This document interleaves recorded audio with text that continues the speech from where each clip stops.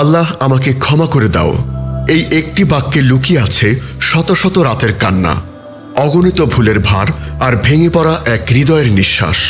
তুমি হয়তো এমন কিছু করছো যা কাউকে বলতেও পারো না। রাতের আধারে মোবাইলের স্ক্রিনে অশ্লীলতা, অপরের হক নষ্ট, মিথ্যা, রিয়া, অহংকার আর এমন অনেক গুনাহ যা একসময় তুমি নিজেই ঘৃণা করতে। তোমার অন্তর আজ হয়তো শুকিয়ে গেছে। তুমি হয়তো নামাজ থেকেও বহু দূরে চলে গেছো, তওবা করতে চাও, কিন্তু তোমার মনে হয় আল্লাহ কি আমাকে ক্ষমা করবেন? শয়তান প্রতিদিন তোমার কানে কানে বলে, তুই শেষ, তোর আর কোনো সুযোগ নেই। আর তুমি একদিন বিশ্বাস করে বসো, আল্লাহ আমার মতো কেউকে আর চান না। কিন্তু আজ তোমাকে সেই দরজা দেখাতে এসেছি যে দরজা কখনো বন্ধ হয় না। আল্লাহ বলেন, হে আমার বান্দা, যারা নিজেদের প্রতি জুলুম করেছ, তোমরা আল্লাহর রহমত থেকে নিরাশ হও না। নিশ্চয়ই আল্লাহ সমস্ত গুনাহ ক্ষমা করে দেন। তিনি তো ক্ষমাশীল, পরম দয়ালু। সূরা জুমার আয়াত 53।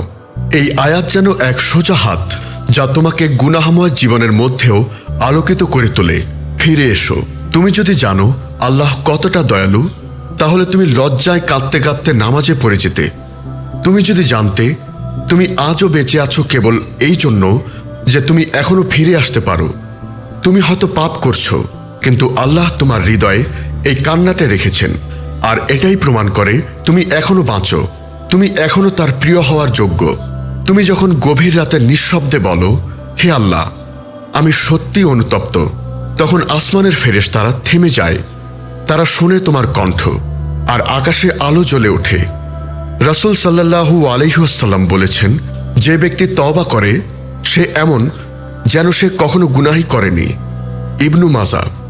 ভাবো, তুমি গুনাহ করছো, তওবা করছো, আর আল্লাহ বলেন, তুমি আমার বান্দা, যে আমার দিকে ফিরে এসেছে, আমি তাকে ক্ষমা করে দিলাম। তুমি কোনো পাপ দিয়ে শেষ হয়ে যাওনি। তুমি এখনো ফিরে আসতে পারো।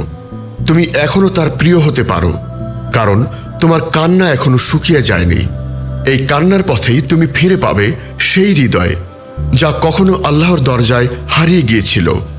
তুমি যদি আজকে এই কথাগুলো শুনো আর তোমার বুক ভরে আসে কান্নায়, তবে জেনে রাখো এই বার্তাটি শুধু তোমারই জন্য ছিল। তুমি যদি মনে করো আমি অনেক গুনাহ করেছি, তবে বলো, হে আল্লাহ, তুমি তো গফুরুর রহিম, তুমি তো তওয়াব। তুমি যদি আমাকে ক্ষমা না করো, তবে আমি কোথায় যাব? উম্মা কণ্ঠতে আমরা সেই কান্নাগুলোর কথা বলি যা মানুষ লুকিয়ে রাখে, কিন্তু আল্লাহ শোনেন।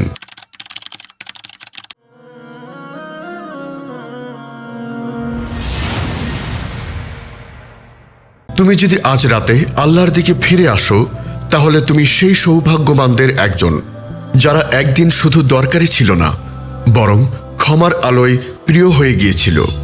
আমিন। ইয়া গফুর, ইয়া তাওয়াব, ইয়া রাহিম। তুমি হয়তো এখনো দ্বিধায় আছো, আল্লাহ কি সত্যি তোমাকে ক্ষমা করবেন? তুমি কি এতটা গুনাহের পরেও ফিরে যেতে পারো? তাহলে এসো, তোমাকে এমন কিছু গল্প শোনাই যেগুলো শুধু গল্প নয়, তওবার পথে আলো। তুমি কি জানো, নবী মুসা আলাইহিস সালাম একবার একটি জাতির সামনে দাঁড়িয়ে বলেছিলেন, তোমাদের মধ্যে সবচেয়ে গুনাহগার কে? একজনও দাঁড়ালো না, কিন্তু আকাশ থেকে এক ডাক এলো, হে মুসা, সে লোকটি ফিরে এসেছে, তার গুনাহ মাফ করা হয়েছে, আর সে আজ আমার প্রিয়।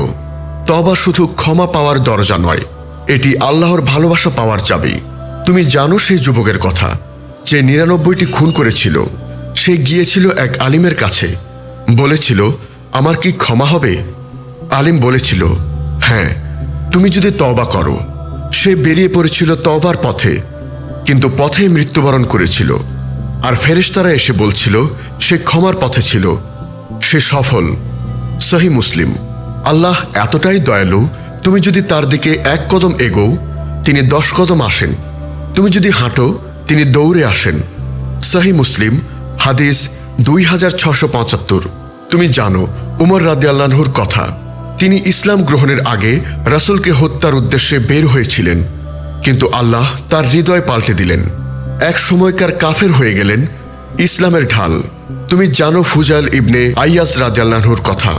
এক সময় তিনি ছিলেন ডাকাত। এক রাতে এক ছাদের উপর দাঁড়িয়ে তিনি শুনলেন এক আয়াত।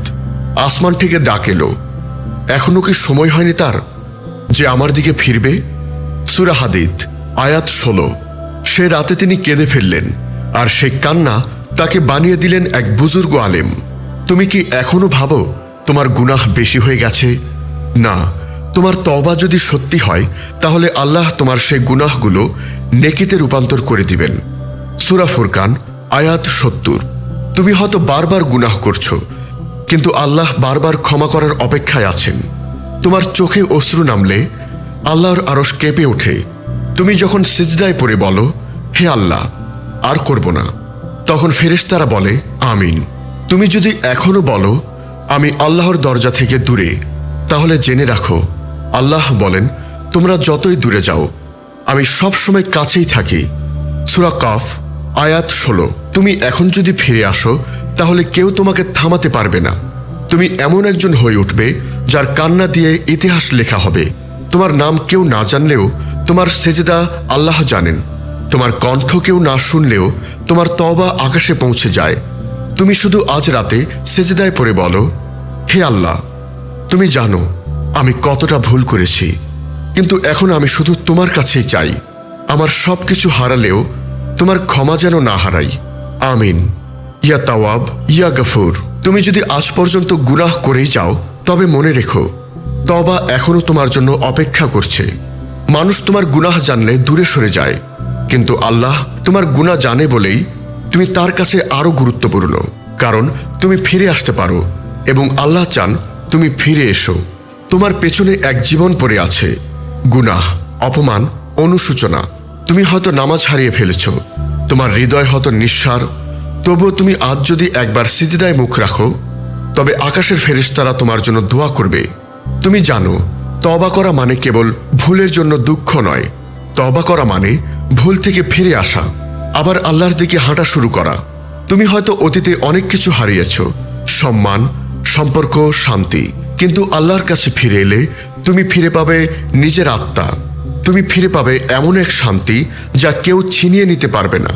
কারণ আল্লাহ বলেন তোমরা ফিরে আসো তোমার প্রভুর দিকে আর আত্মসমর্পণ করো তার কাছে। সূরা জুমার আয়াত 54। তুমি যদি সত্যি মনে করো আমার আর কোনো কিছু নেই, তাহলে এই লাইনটা হৃদয়ে গেঁথে নাও। আল্লাহ বলেন সবকিছু আবার শুরু করা যায়।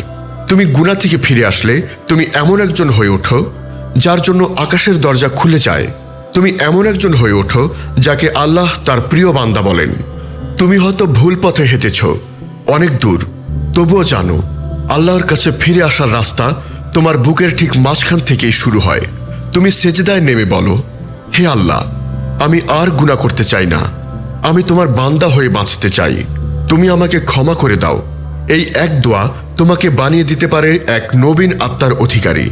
তুমি যদি আজ রাতেই আল্লাহর দিকে ফিরে যাও তবে দুনিয়ার কেউ জানুক বা না জানুক তুমি আকাশের রেজিস্টারে প্রিয় বান্দা নামে লিখে যাবে। উম্মা কণ্ঠতে আমরা বলি সেই কথা যা হয়তো কেবল কান্নায় জন্ম নেয়, তবুও দুনিয়া বদলে দিতে পারে।